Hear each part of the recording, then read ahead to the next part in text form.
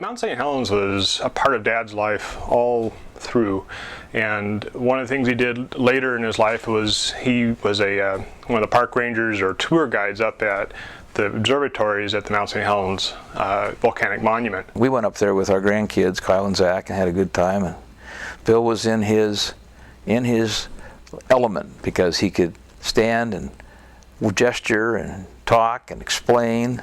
And his German, he loved to do this in German. I had spent a year in Germany. They had come over to visit me, and I spent a year trying to learn German, and he came over for a couple months, and by the end he was almost speaking as good or better German than me because he was more outgoing. I mean, he would just dive into anything he'd do. German, he didn't care how bad he was, he would just do it and just try to communicate with people and wave his arms all over the place, and he would learn how to communicate with people by doing that, and people just loved it.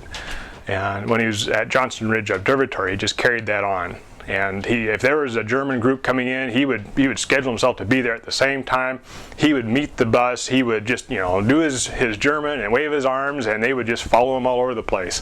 One of the letters we received from when Bill passed away from a coworker up at Mount St. Helens. He had a lot of really neat things to say about Bill, just how animated he was. Stomp and scream and do all things to describe how the mountain erupted and how the whole area would have been obliterated. How much fun he had up there, and he loved teaching. I think he loved the mountain from having worked up at Spirit Lake and all of his experiences up there, and just being part of the action. And he would announce unscheduled walks. If nothing was going on, he just couldn't sit there and stand there. It was time to go do something, and that was kind of Bill.